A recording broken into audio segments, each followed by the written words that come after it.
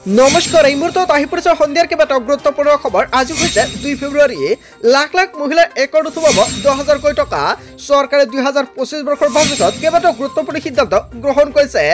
অসমৰ লাখ লাখ মহিলাৰ একাউণ্টত 10,000 টকাৰ লগতে অৰুণোদয়ৰ প্ৰত্যেকজন হিতাধিকাৰীৰ একাউণ্টত 1250 টকাকৈ সোমাই দিব।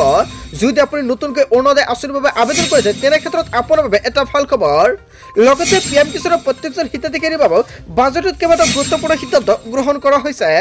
কৃষকসকলৰ 19 নম্বৰ কিস্তিৰ টকা কিমান তাৰিখত সোমাব আপোনাৰ একাউণ্টত টকা, ইয়াক লৈ কেইবাটাও ডাঙৰ সিদ্ধান্ত গ্ৰহণ কৰা হৈছে। ৰেচন কাৰ্ড থাকিলে জনতাই লাভ কৰিব বহুত সুবিধা। লগতে কেইবাটাও ৰাজনৈতিক খবৰৰ লগতে অৰাজনৈতিক খবৰ যুগুত কৰা হৈছে আজিৰ দিনটোত। গোটেই অসম তথা ভাৰতৰ বিভিন্ন প্ৰান্তৰ পৰা যুগুত হৈছে কেইবাটাও ডাঙৰ খবৰ। এনেবোৰ খবৰ নিতৌ পাই থাকিবলৈ চেনেলটি ছাবস্ক্ৰাইব কৰি ভিডিঅ'টো এটা লাইক কৰিবলৈ নাপাহৰিব। আজিৰ আমাৰ প্ৰথম ৰকমেৰ গুৰুত্বপূৰ্ণ খবৰ হৈছে অসমবাসীৰ বাবে এটা ডাঙৰ খবৰ। অসমবাসীৰ বাবে 1 ফেব্ৰুৱাৰী ঐতিহাসিক দিন বুলি ঘোষণা কৰা হৈছে আৰু 1 ফেব্ৰুৱাৰীৰ দিনটোত ৰাজ্য চৰকাৰে কেইবাটাও গুৰুত্বপূৰ্ণ সিদ্ধান্ত গ্ৰহণ কৰিছে জনতাৰ বাবে।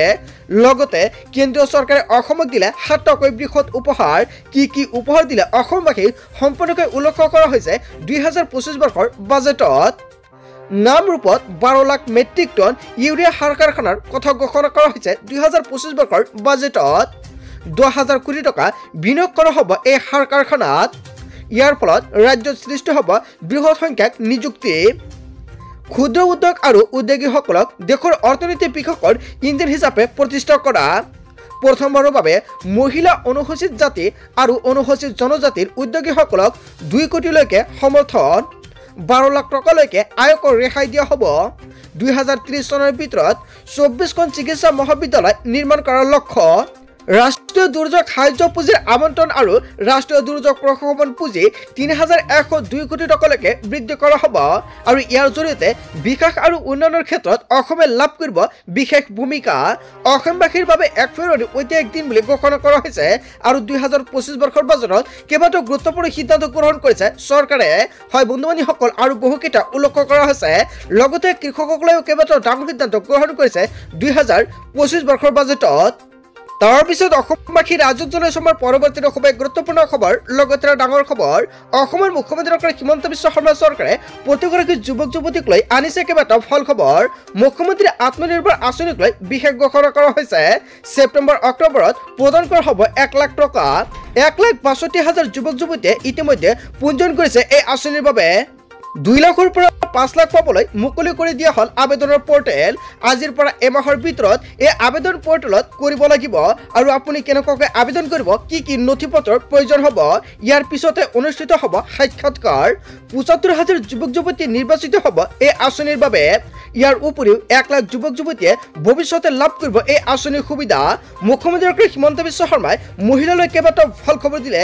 কেৱল ইয়াই নহয়, পুৰুষসকলেও আবেদন কৰিব পাৰিব। যুৱক যুৱতীসকলৰ বাবে অসমৰ মুখ্যমন্ত্ৰী ডক্টৰ হিমন্ত বিশ্ব শৰ্মাই দিলে কেইবাটাও ভাল খবৰ। তাৰ পিছত অসমবাসীৰ ৰাজক জনাইছে আমাৰ পৰৱৰ্তী খুবেই গুৰুত্বপূৰ্ণ খবৰ। লগতে ডাঙৰ খবৰ, হেৰা পালে ৰন্ধন গেছৰ চিলিণ্ডাৰৰ দাম। প্ৰতিটো বাণিজ্যিক চিলিণ্ডাৰত কমিল 7 টকাকে। বৃহৎ সাল সলনি চিলিণ্ডাৰৰ মূল্যত। প্ৰকাশ পালে প্ৰতিখন জিলাৰ নতুন মূল্যৰ তালিকা। আপোনাৰ জিলাত কিমান টকাকে আপুনি ৰন্ধন গেছ ক্ৰয় কৰে চাই লোৱা। ক'ত কিমান টকা ৰন্ধন গেছৰ মূল্য। বজালিত 845 টকাকে ৰন্ধন গেছ ক্ৰয় কৰিব লাগিব। কেৱল ইয়াই নহয়, বাক্সাত 860 টকা, বৰপেটাত 845 টকা ৰন্ধন গেছৰ মূল্য। আপোনাৰ জিলাত আপুনি কিমান টকা ক্ৰয় কৰিব সম্পূৰ্ণকৈ জানি লওক। বিশ্বনাথত 868 টকা, বঙাইগাঁৱত 837 টকা, কাছাৰত 937.50 টকা, চৰাইদেউত 818 টকা। হয় বন্ধু-বান্ধৱীসকল, আপোনাৰ জিলাত আপুনি কিমান টকাকে ৰন্ধন গেছ ক্ৰয় কৰে আৰু বাকী যিসকল জিলাত এতিয়ালৈকে উল্লেখ কৰা নাই, সম্পূৰ্ণকৈ আপোনাৰ জিলাত যদি আপুনি জানিব খোজে আপুনি কোনটো জিলাৰ পৰা ভিডিঅ'টো চাই আছে নিশ্চয় কমেণ্ট কৰি জনাব। আপোনালোকক সম্পূৰ্ণকৈ ৰিপ্লাই জনাই দিম আপোনাৰ জিলাত কিমান টকাকে আপুনি ৰন্ধন গেছ ক্ৰয় কৰিব।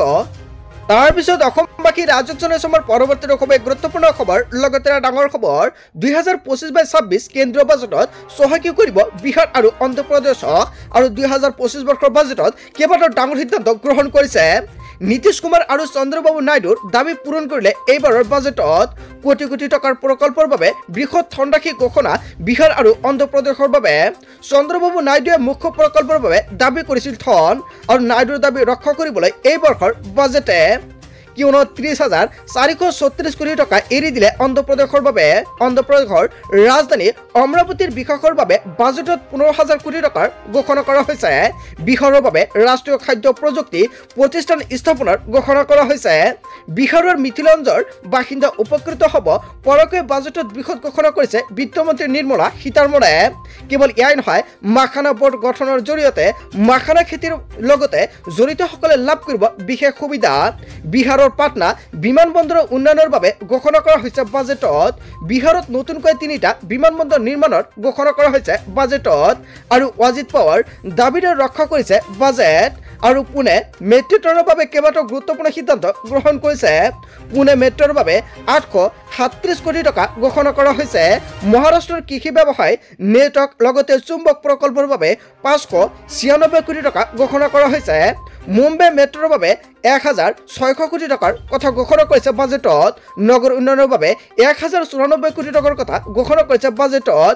2025-26 কেন্দ্ৰীয় চৰকাৰে কেইবাটাও গুৰুত্বপূৰ্ণ সিদ্ধান্ত গ্ৰহণ কৰিছে বাজেটত বিহাৰ আৰু অন্ধ্ৰপ্ৰদেশৰ বাবে। হয় বন্ধু বান্ধৱীসকল, কেন্দ্ৰীয় চৰকাৰে যিকেইটা বাজেটত উল্লেখ কৰিছে ইয়াৰ বিষয়ত জনতাই কি ক'ব? যদি জনতাৰ কিবা মন্তব্য কৰিব লগা থাকে আপোনালোকৰ মন্তব্যটো নিশ্চয় কমেণ্ট বক্সত জনাব। তাৰপিছত অসমবাসী ৰাজকজনে আমাৰ পৰৱৰ্তী খুব গুৰুত্বপূৰ্ণ খবৰ, লগতে ডাঙৰ খবৰ। সংখ্যালঘুৱে মাটিৰ পট্টা নোপোৱাক লৈ আন্দোলন অব্যাহত থাকিব। কেইবাটাও সংখ্যাৰ প্ৰদান কৰিছে ৰিজল্ট কৰিম চৰকাৰে।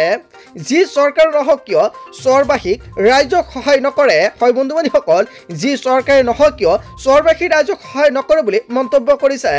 চহৰত উন্নত কৰিলে জয় হ'ব নোৱাৰিব ৰাজনৈতিক দল। চহৰবাসীয়ে নিজেই নিজৰ পৰিৱৰ্তন বিচাৰিব লাগিব। চহৰৰ বাসিন্দাৰ স্বাৰ্থত গজি উঠিল আমচু। আৰু আমচুৰ সভাপতি ৰিজল্ট কৰিম চৰকাৰৰ হুংকাৰ। চহৰবাসীক মাটিৰ পট্টা দিবই লাগিব। হয় বন্ধু বান্ধৱীসকল, ৰিজল্ট কৰিম চৰকাৰে কেইবাটাও হুংকাৰ প্ৰদান কৰিছে চহৰবাসী ৰাজ্যৰ বাবে। ইয়াৰ বিষয়ত জনতাই কি ক'ব? জনতাৰ মন্তব্যটো নিশ্চয় কমেণ্ট বক্সত জনাই দিব। তাৰপিছত অসমবাসী ৰাজকজনে আমাৰ পৰৱৰ্তী খুব গুৰুত্বপূৰ্ণ খবৰ, লগতে ডাঙৰ খবৰ। 10 ফেব্ৰুৱাৰী এইবাৰ সোমবাৰ। মনত ৰাখক 10 ফেব্ৰুৱাৰী এই দিনটো, কিয়নো 10 ফেব্ৰুৱাৰী লাখ লাখ মহিলা একাউণ্টত সোমাব টকা। মহিলা গোটৰ একাউণ্টত সোমাব 10,000 কোটি টকা। অৰুণোদয়ৰ প্ৰত্যেকজন হিতাধিকাৰী একাউণ্টত সোমাব 1250 টকাকৈ। এটা নহয়, দুটা নহয়, 5খন আঁচনি টকা সোমাব আপোনাৰ একাউণ্টত। 10 ফেব্ৰুৱাৰীত লাখ লাখ লোকৰ একাউণ্টত জমা হ'ব ধন। 10 ফেব্ৰুৱাৰী পুৱাতে লাভ কৰিব আপোনাৰ একাউণ্টত টকা। অৰুণোদয় আঁচনি লাখ লাখ মহিলাৰ একাউণ্টত জমা হ'ব 1250 টকা। বৃদ্ধ পেঞ্চন আঁচনিৰ ধন লাভ কৰা হিতাধিকাৰীৰ একাউণ্টত জমা হ'ব টকা। বিধৱা পেঞ্চন লাভ কৰা হিতাধিকাৰীৰ একাউণ্টত জমা হ'ব এই ধনৰাশি। দিব্যাংগ আঁচনিৰ ধন লাভ কৰা হিতাধিকাৰীও একেদিনে লাভ কৰিব এই টকা। কিন্তু মনত ৰাখিব 10 তাৰিখে ৰেচন লাভ কৰাৰ অন্তিম দিন। 10 তাৰিখৰ আগতে আপুনি সংগ্ৰহ কৰক ৰেচনৰ সামগ্ৰী। যদি আপোনাৰ ৰেচন কাৰ্ড আছে তেনে ক্ষেত্ৰত ৰেচনৰ চাউল এতিয়া আপুনি লৈ লওক। লাখপতি বাইদেউ আঁচনিৰ বাবে আবেদন কৰা মহিলাৰ বাবেও ফেব্ৰুৱাৰী মাহতে আছে এটা ভাল খবৰ, কিয়নো ফেব্ৰুৱাৰী মাহতে লাখ লাখ মহিলাৰ একাউণ্টত সোমাব পাৰে 10,000 কোটি টকা। বাছনিভুক্ত মহিলাই ফেব্ৰুৱাৰী আৰু মাৰ্চ মাহত লাভ কৰিব এই ধনৰাশি। ধন লাভৰ পূৰ্বে আপুনি ঠিক কৰি লওক আপোনাৰ একাউণ্ট। যদি আপোনাৰ বেংক একাউণ্টৰ KYC আপডেট কৰিবলগীয়া আছে অতি শীঘ্ৰে আপডেট কৰি লৈ লওক, কিয়নো অন্যথা আপোনাৰ একাউণ্টত চৰকাৰে টকাটো ট্ৰান্সফাৰ কৰিলেও আপুনি টকাটো নাপাব। পিছত অসমবাসী ৰাজকজনে আমাৰ পৰৱৰ্তী খুব গুৰুত্বপূৰ্ণ খবৰ, লগতে ডাঙৰ খবৰ। সহজতে আবেদন কৰি লাভ কৰিব চৰকাৰী পকীঘৰ। চৰকাৰী ঘৰ লাভ কৰাৰ বাবে চৰকাৰে কেইবাটাও নতুন নিয়ম সলনি কৰি দিছে। চৰকাৰী ঘৰ লাভৰ বাবে আহি গ'ল নতুন নিয়ম। চৰকাৰে PMEY 2.0 আঁচনি অনুসৰি নাথাকিব কেঁচা ঘৰ। বছৰি 3 লাখ টকালৈকে কম উপাৰ্জন কৰা লোকে পাব চৰকাৰী ঘৰ। ঘৰত বাহন থাকিলেও চৰকাৰে ঘৰ দিব আপোনাক। ঘৰ নিৰ্মাণ কৰিবলৈ 1,30,00,000ৰ পৰা 2,50,000 টকালৈকে চৰকাৰৰ পৰা প্ৰদান কৰিব বেংক একাউণ্টত। কেন্দ্ৰীয় চৰকাৰে আবণ্টন দিছে 10 লাখ কোটি ঘৰ। কেৱল গ্ৰামাঞ্চলৰ লোকে নহয়, চহৰ অঞ্চলৰ দুখীয়া লোকেও পাব চৰকাৰী পকী ঘৰৰ সুবিধা। PMEY 2.0 বাবে কেনেদৰে কৰিব আপুনি আবেদন? আবেদনৰ বাবে এতিয়া আপুনি লগইন কৰক PMEYMIS.gov.in ত। আবেদনৰ বাবে লাগিব আধাৰ কাৰ্ড, পান কাৰ্ড, ঠিকনাৰ প্ৰমাণপত্ৰ। 1 কোটিৰ অধিক লোকক ঘৰ দিয়াৰ লক্ষ্য চৰকাৰৰ। সহজতে এতিয়া আপুনি আবেদন কৰি লাভ কৰিব বিনামূলীয়া চৰকাৰী ঘৰ সুবিধা। যদি আপুনি এতিয়ালৈকে চৰকাৰী ঘৰ পোৱা নাই অতি শীঘ্ৰে চৰকাৰী ঘৰ আবেদন কৰক। আপুনি কেনেকুৱাকৈ আবেদন কৰিব যদি নাজানে নিশ্চয় কমেণ্ট কৰি জনাব, নেক্সট ভিডিঅ'ত সম্পূৰ্ণকৈ জনাই দিম। বন্ধু বান্ধৱীসকল, গোটেই অসম তথা ভাৰতৰ বিভিন্ন প্ৰান্তৰ পৰা যুগুত হৈছে কেইবাটাও ডাঙৰ খবৰ। এনেবোৰ খবৰ নিতৌ পাই থাকিবলৈ চেনেলটি ছাবস্ক্ৰাইব কৰি ভিডিঅ'ত এটা লাইক কৰিবলৈ নাপাহৰিব।